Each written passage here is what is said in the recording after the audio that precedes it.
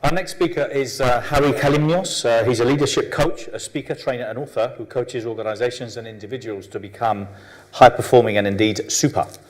He believes that all leadership starts with self-leadership and that it can only be fully realized when you're all operating optimally, physically, mentally, emotionally and spiritually. Harry is the author of the book, The Thought Gym, and he has thousands of students worldwide going through his programs that are designed to bring the superhuman in you. Tonight he's going to be sharing his journey and discovering what the 4 keys or areas to life that master in order to live an unstoppable health of vitality and energy. Can you all please welcome Harry Kalymnios? Thank you.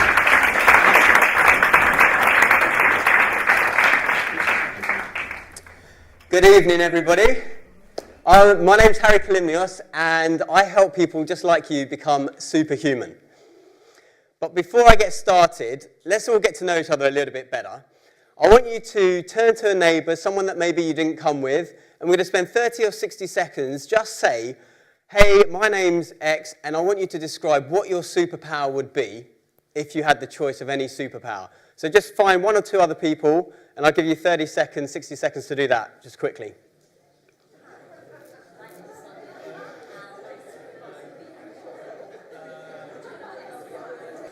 Okay. I'm going to stop you guys chatting away, otherwise you'll be here all night. Okay, who wants to volunteer? What were some things that came up? Just someone shout out 1 or 2. Be able to fly. Be able to fly, great, like it. Wouldn't we all? It'd be a lot quicker in London, wouldn't it? Okay, what else? Be empathic. Sorry? Empathic, yeah, like it. Be able to empathise with other people. Sorry? Put my legs behind my ears. Put your legs behind your ears. Yeah, start going to yoga. You might get there in a little while. Cool. Okay, well, I'm going to just share something with you guys, which I haven't really shared to anyone before, but I'm going to do it anyway. When I was 12 years old, I had this idea, I had this belief that when I turned 13, because I was big on superheroes, my favourite one was Superman. I mean, he's the most powerful one out there, so why not? But when I was 12 and I thought, okay, when I turn on my 13th birthday, I'm going to become like a superhero. I thought I was going to get superpowers. And do you know what happened when I turned 13? Absolutely nothing at all. No superpowers, no superhero. But fast forward 20 years to what was 5 years ago. And I was kind of on the dawn of realizing something, that although I might not become a superhero, there was a way to become what I call superhuman. See, 5 years ago, I was working at the London Stock Exchange, and I'd been there for about 6 years at that stage. I'd worked 3 years with a company called Accenture, and then 3 years directly for the London Stock Exchange. And I'd kind of just fallen into that job. I didn't really know what I wanted to do after school or university. And I went travelling for 3 years, and then I ended up working at my local pub, and then temping at a law firm. So I was making really good use out of a first-class physics and astrophysics degree that I got at university. But eventually I ended up at the London Stock Exchange, and it was kind of like a job that, you know, I didn't really loathe it, but I didn't really love it either. It was just kind of in the middle. I don't know if anyone can relate to that. It's just not bad enough to leave, but not good enough to kind of really be jumping out for. And so I found myself kind of staring at spreadsheets, and I was kind of on that hamster wheel of life. I was going to work, then coming home, or going to the gym, or going for drinks, coming back, cooking some dinner, ordering a takeaway most likely, watching a couple of hours TV, going to bed, waking up the next day, just kind of showering, getting on my bike, literally going to work, doing the whole thing over and over again, thinking that at the weekend, I'm finally going to get to start my book or figure out what I want to do with my life or apply for a new job. And then the weekend came and it was just kind of like over like that, blink of an eye. You know, Friday night ended up into Saturday morning, and then before I knew it was Monday again. Can anyone here relate to that? Yeah, good. Okay, so I'm not the only one. Great. And so I was kind of waiting for that flash of inspiration, you know, that light from the sky to sort of say, this is it. This is what you're supposed to do. And you know what? That didn't come either. But something a bit more subtle did happen. And I think it probably started 4 years earlier, back in 2006. I was reading a book that a friend of mine lent me. And within the book, I came across 3 very interesting letters. It wasn't the point of the book, but it was almost like a throwaway sentence.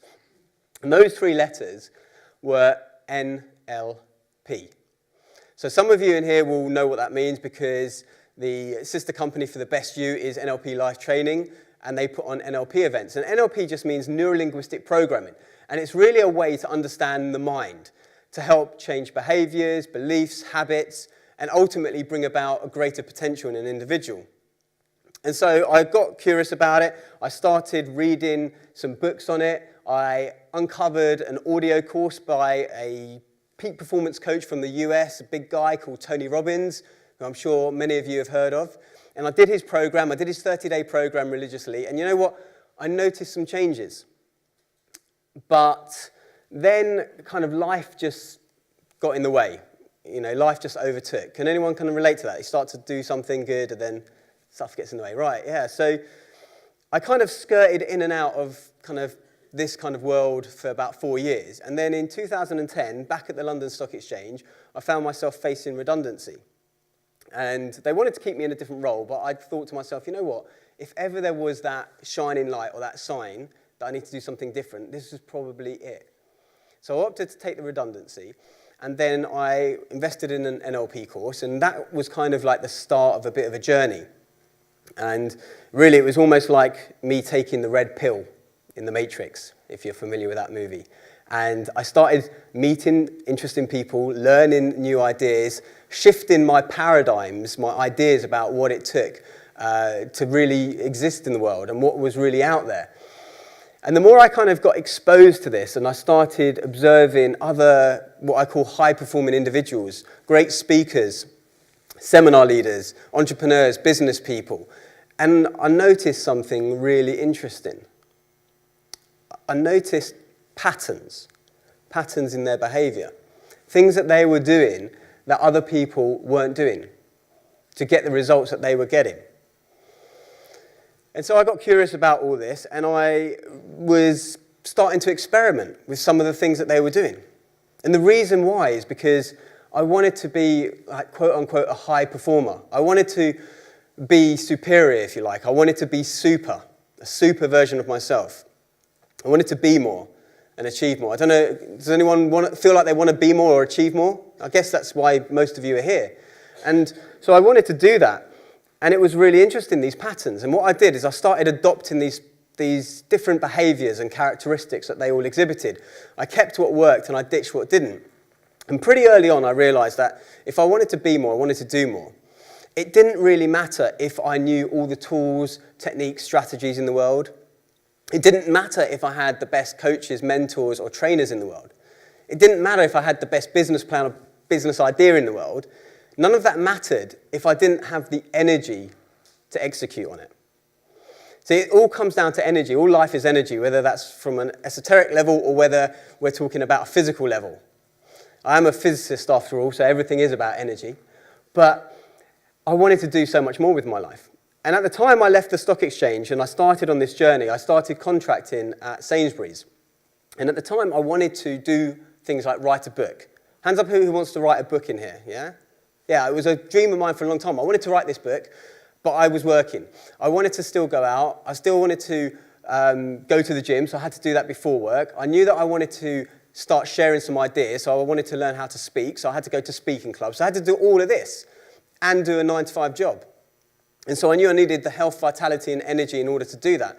And so that's where it all started for me. And in fact, I wrote this book, and you can have a copy in the break, available there, so I could share some of these ideas.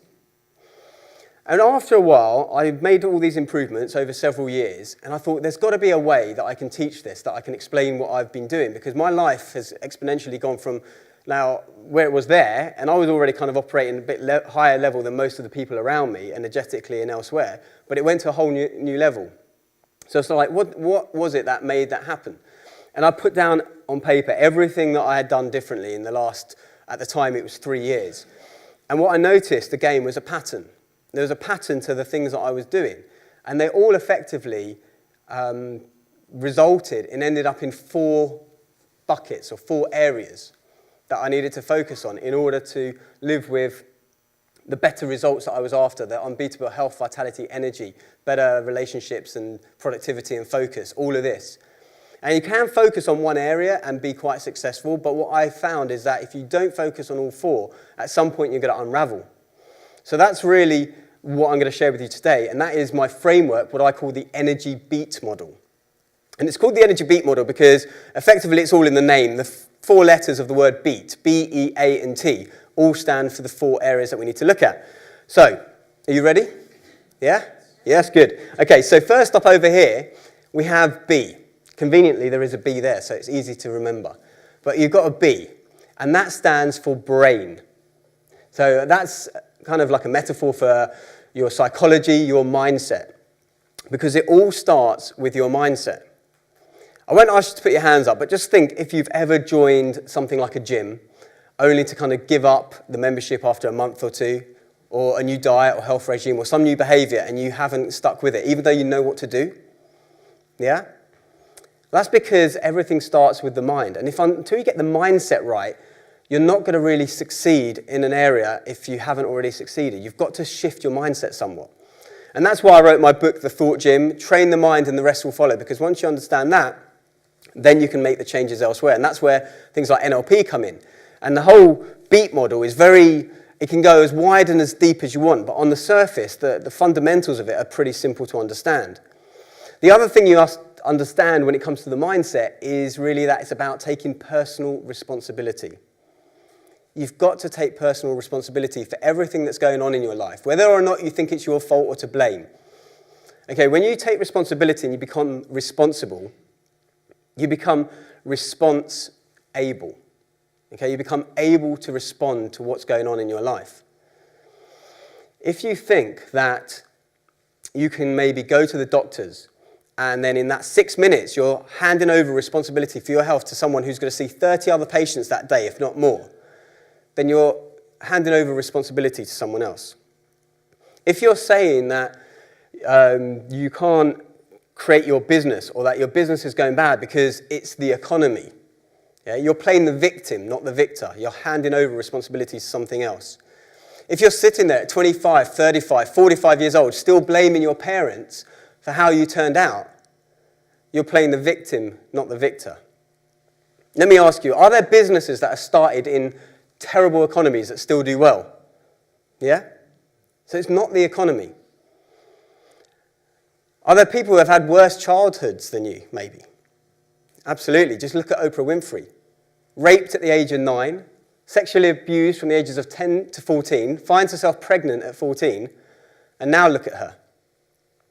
So it's never, ever your circumstances. It's about taking personal responsibility for where you are and making that change. That's the first step. I had one client, and she had quite a few issues going on. She had been in and out of various facilities and therapies for close to 2 decades. And then just from seeing me for a few sessions, we fundamentally shifted the way she perceived the world. And it made all the difference for her. It literally changed her life because she was able to go out with people. She was able to show up in the way that she wanted to show up, be her superhuman self. And I got a really nice card from her on her wedding saying that a lot of that wouldn't have been possible to experience it in that way had it not been for my help. So things like that really kind of juiced me up. Okay, so anyway, what did we have over here? B, what does that stand for? Brain. Okay, so next up over here, we've got E. That stands for elements. Okay? What are the 4 elements of Western culture? Anyone shout out? Come on, we've got a room full of geniuses here. Water's one, yeah? Fire? Air? Earth. Okay, yeah, so we've got air, water, earth, and fire. So these are 4 areas which you need to focus on in order to nourish your body. Okay, so this section, elements, is all about nourishment of the body. Air and water, they're kind of quite big subjects, again, but on the surface it's pretty self-evident about air and water. Earth and fire are more like metaphors. So earth is about how you nourish your body with the food that you eat, your relationship to the earth, and fire is about your relationship with the sun. So let me ask you a question now, though. How long do you think you can go, or not maybe you personally, but a human can go without food? What was that? 65 days, so weeks, in the order of weeks. Yeah, that's right. Okay, what about water? 3 days, I think I heard. Yeah, so about, of the order of days. What about air? Definitely not days, is it? Yeah, minutes. And I like to keep things simple. I like to look at things and explain them in a simple way. So if to keep yourself alive, food and water are not necessarily the most important thing, but air is, then that's really where we look for getting our energy. And most people simply aren't utilizing the air around them properly. So that's one of the things I teach, just how to access your full capacity so that you can have that energy. And the other thing about Earth is it's about food. Now, food is a very divisive subject. It's a big subject. It's very controversial.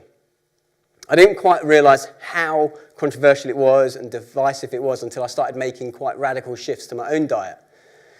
And what I noticed, though, was this section was probably the section I made the biggest changes, is that so many things changed for me.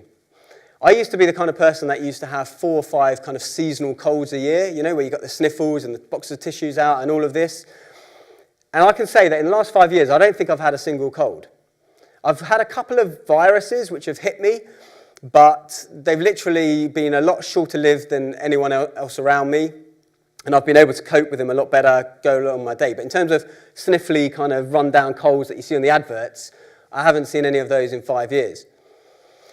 So things like that really changed for me by looking at food. And food is a big subject, but if I had to kind of boil it down, just so that it's keeping it simple for you, it's this. Eat real food. That's it. Eat real food. Ask yourself, when you're looking at something that you're going to eat, does this look like something that came out of nature? Is it something I could have picked up off the ground or off the tree or maybe hunted? If it isn't, then chances are you want to put that in the minimized category. So it's eat real food.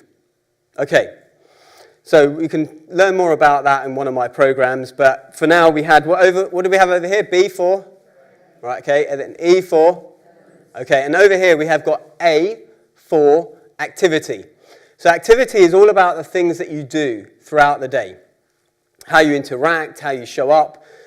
When I say activity, a lot of people think exercise, right? And exercise is really, really important. But it's not as important as some other things. It's not as important as movement. Okay? Let's look at this. Most people are asleep, or at least in bed, for 8 hours, let's say. They're sitting at their desk for 8 hours, working, maybe another hour there for lunch, having a sandwich, maybe commuting an hour each way, possibly spending half an hour at breakfast, half an hour at dinner, a couple of hours in the evening maybe watching TV or online. That, if you're good at maths and counting everything I've been saying, is about 22 hours. 22 out of 24 hours. Okay, that's 92% of your day, sitting down or lying down. So if you think that 1 hour, even if you're doing 1 hour a day in the gym, is enough, you're not looking at the whole picture. Okay? It's about movement. It's about getting up from your desk every 20 minutes or so, half an hour or so. It's about parking your car the furthest spot from the entrance of the supermarket. It's about getting off that stop earlier. It's about taking the left-hand side of the escalator, not the right-hand side of the escalator. Okay, these little things that you can integrate continuously. It makes me crazy when I see people rushing around London like this, and then as soon as they get to the escalator, they can take all the time in the world, just like that. And then they get off and they rush again. It doesn't make any sense to me. So it's about movement. But activity is more than just about movement and exercise. It's also about the things that you do in the day. Let me ask you this question. Have you got any friends, or people that you know, that maybe when you interact with them, you kind of come away and you're like, man, that was hard work, or feel really a bit drained from that, yeah? Anyone can relate to that? Yeah? We've all got friends like that, I think. And what about, have you got friends or people that you interact with where you come away and you're like, man, I feel so juiced up, energized, inspired. Don't know what it is. Yeah? Anyone got friends like that? I hope. Yeah? Okay, right, well, common sense tells me you want to spend more time with these energy angels than these energy vampires. Yeah? So activity is all about how you interact, how you show up in the day. Okay, right. Quick check, so you guys all get this because I haven't got any slides. What have we got over here? Brain, right, good. Here? Good. And here? Bingo. And then final letter is, what was the final letter going to be? T. Yes, T for tranquility. So, a lot of people, when they're thinking about these ideas on health and wellness, they think about sleep. Now, sleep is vitally important. It's a huge subject. I used to suffer from sleep so much. I mean, it used to take me 45 minutes to get to sleep once my head hit the pillow. And then again, I started to do what they call an NLP modeling, which is basically seeing what other people are doing and start implementing those things. And simple things that I did that changed my life so that I could fall asleep much quicker, deeper, not wake up in the night, wake up the next day feeling energized. Because most people, in my experience, have got some issue with sleep. Certainly, if any of my YouTube videos are to go by, they seem to be the ones that always get the biggest hits. And whenever I interact with people. And in fact, it's such a problem that I decided, in addition to the Beat Model course that I created, to create a whole separate one dedicated just to sleep, which if you're curious about, you can speak to me in the break outside. So sleep is massively important. There was one study of surgeons, and they had one night of sleep deprivation. And they took 14% longer to do their duties and made 20% more errors. And there was a reduction of blood glucose going to the brain, the prefrontal cortex, which is your kind of executive function of your brain, your decision-making processing, the bit that makes you human. So, hands up if you would like to spend longer doing your job, make more errors, make poorer decisions, and then spend longer redoing it all again. No one's hand has shot up. Wow. Okay, so hands up if you'd like to get better sleep and know how to get better sleep. Yeah, okay, majority of you. So sleep is vitally important, but tranquility is not just about sleep, and that's why I call it tranquility. It's about all the things that you do to rest, renew, rejuvenate your body. From your meditations and your yogas and your fasting and your digital detoxing, all of these things take part in tranquility. So just quick recaps. You guys are star pupils, but anyway, what have we got here? Brain. Bingo, you all get gold stars. Come see me in the break for one of those. So just to wrap up, when I look at other ideas around health, wellness and everything, they tend to focus on maybe 2, maybe 3 areas. That is your food, exercise, and if you're lucky, a bit of sleep. What I discovered with the Beat model is that it's a lot more comprehensive than that. You can have good sleep and good food and good exercise and still not be totally energized, supercharged, and superhuman if you're missing out on some of the other things that go within this Beat model. And so what I do is I use this on a daily basis because I'm not up all the time, you know. I'm human as well as being superhuman, okay? Sometimes I feel offbeat, okay? And I ask myself, why am I feeling offbeat? What is it from the B, the E, the A, and the T that I need to address today to make me on beat again? So my invitation to you guys tonight is to ask yourself this question. Ask yourself, am I feeling on or off beat today?